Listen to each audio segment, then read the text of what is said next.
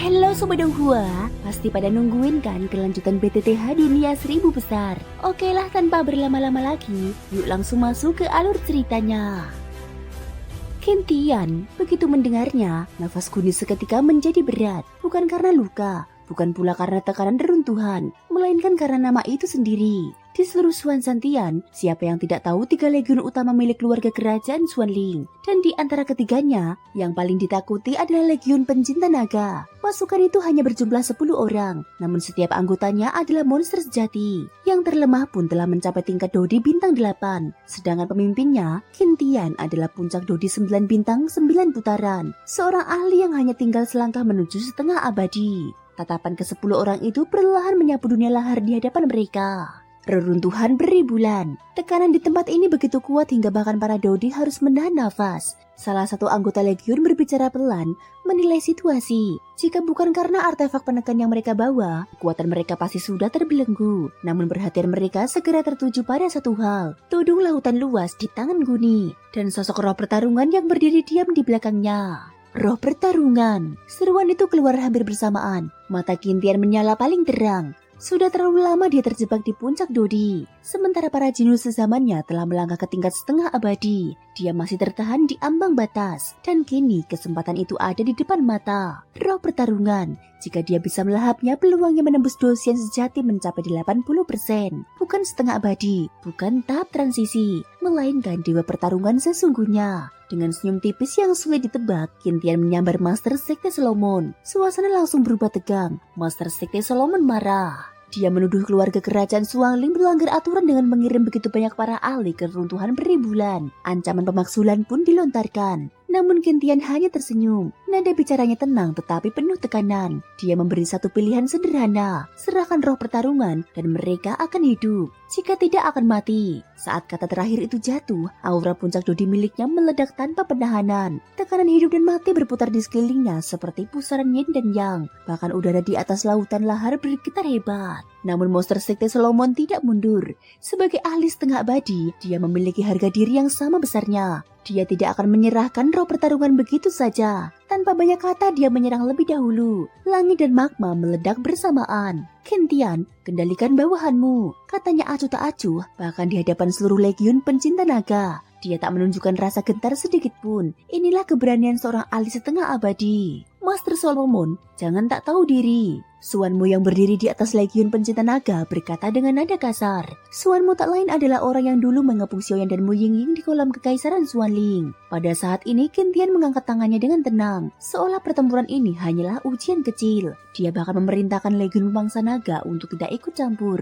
Kebanggaannya tidak mengizinkannya menghadapi lawan dengan bantuan. Di bawah, Yemo memperhatikan dengan tatapan rumit. Dia tahu betul ambisi Kintian. Semua orang sezamannya telah menembus setengah abadi. Sujin dari pavilion pembakaran dupa, Master Sekte Solomon sendiri, dan yang lainnya. Hanya Kintian yang masih berdiri di puncak Dodi. Dan dia ingin membuktikan bahwa puncak Dodi pun bisa menundukkan setengah abadi. Sementara itu di sudut lain, Ki Hauking dengan licik menanamkan benih kebencian kepada Yemo. Menuduh Xiaoyan membunuh kakaknya. Dia memainkan perannya dengan sempurna. Suara tercekat, mata berkaca-kaca. Wakil kepala, kakakku, dia... Apa yang terjadi? Bentak Yemo. Kakakku dibunuh oleh Xiaoyan dari pavilion pembakaran dupa. Ujar Ki Hauking sambil terseduh. Aktingnya sungguh sempurna. Tidak mungkin. Aku tahu reputasi Xiaoyan. Dia bukan orang seperti itu. Yemo langsung menolak. Yemo tidak mudah percaya. Dia mengenal reputasi Xiaoyan. Meski begitu, keraguan tetap muncul. Di atas magma, pertempuran semakin brutal. Energi hitam dan putih menyatu di tangan Kintian. Kekuatan hidup dan mati yang begitu pekat hingga ruang terasa terbelah.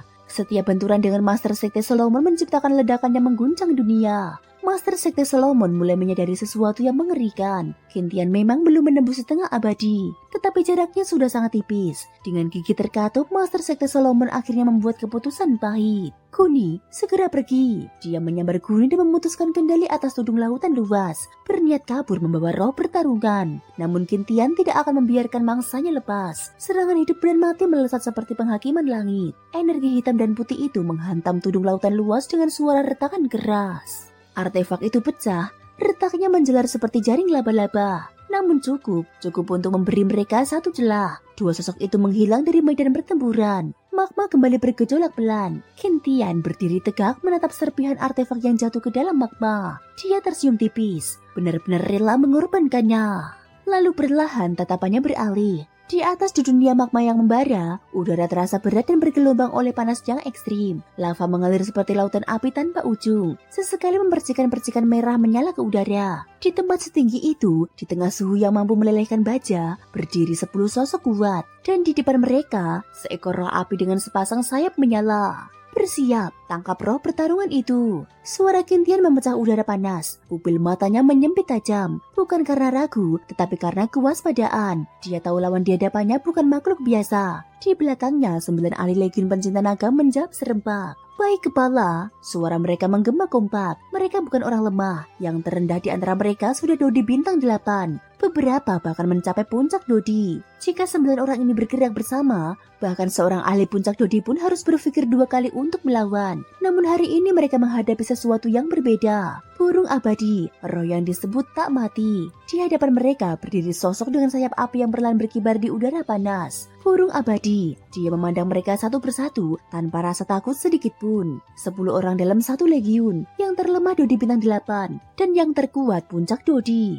Suaranya dingin nyaris meremehkan. Kalian benar-benar memandang rendah aku. Kata-katanya bukan kesombongan kosong. Meski saat ini kekuatannya hanya berada di puncak Dodi, hakikatnya dia adalah roh pertarungan setingkat Dosian. Tingkatan yang jauh lebih tinggi. Lalu mengapa dia disebut abadi? Karena rahasia keberadaannya tidak terletak pada tubuhnya. Inti roh miliknya tersembunyi dalam api yang tidak pernah padam. Selama inti itu tidak dihancurkan sepenuhnya, dia dapat beregenerasi membentuk ulang tubuhnya dengan energi api di sekitarnya. Bahkan jika tertangkap sekalipun, dia punya cara untuk melindungi inti tersebut. Dia bukan tak bisa dikalahkan, namun sangat sulit untuk benar-benar dimusnahkan. Itulah alasan julukan abadi. Burung abadi, berhentilah melawan. Dengan kamu sendirian, kau tidak mungkin bisa mengalahkan kami. Kintian berbicara dengan nada tenang. Burung abadi tersenyum tipis. Jika kalian pikir bisa menangkapku hanya dengan jumlah orang sebanyak itu, kalian terlalu naif.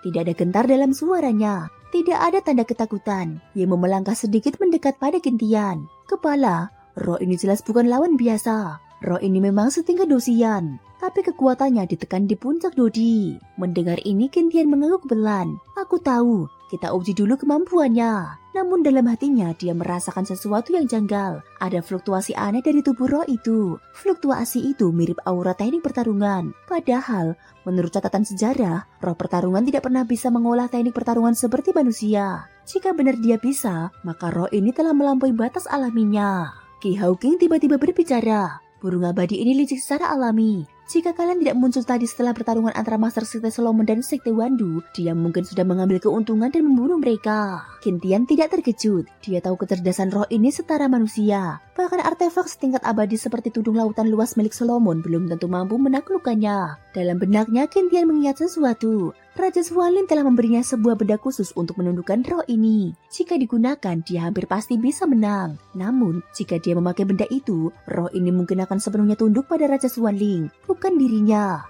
Tetapi dia ingin menaklukkannya dengan kemampuannya sendiri. Serang! Pada saat ini 9 ahli maju bersamaan. Mereka membentuk formasi di udara. Yemo, Suanming, King Mu, Fan Yu, Mu Chen Feng, Yao Xin, Suan Wangxin, dan Suan Mo. Aura mereka meledak bersamaan. Energi putih kehidupan menyala terang. Energi hitam putih hidup dan mati berputar seperti pusaran kosmik. Langit di atas lahar seakan tertekan oleh tekanan kekuatan mereka. Namun Kintian tetap diam. Dia hanya mengamati gerakan yang mengejutkan. Burung abadi menatap mereka dengan ejekan. Lalu tiba-tiba, dia menyelam ke dalam lautan lava. Tanpa ragu, tanpa jeda, sosoknya menghilang di dalam magma yang membara. Apakah dia kabur? Seru Suanmo. Yao Xin menggunakan kekuatan jiwanya untuk memindai sekitar. Tidak ada dimensi lain, hanya lava tak berujung. Tiba-tiba wajah Kintian berubah. Ini buruk. Dia melihat sesuatu saat roh itu menyelam. Sayapnya menyala terang. Fluktuasi itu bukan sembarang energi. Itu adalah aura teknik pertarungan yang sangat kuat.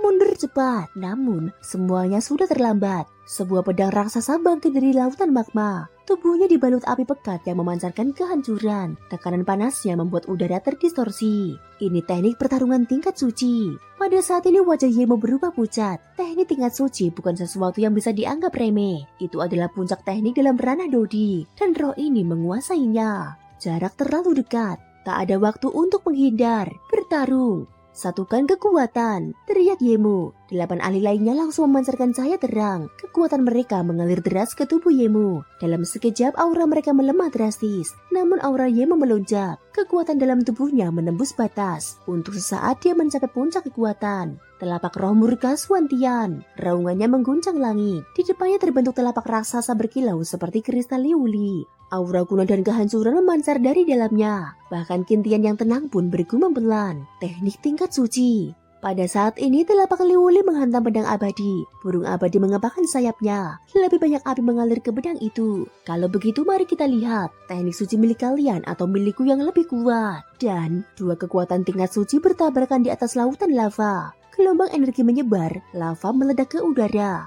Langit memerah, bumi bergetar. Pum pum pum.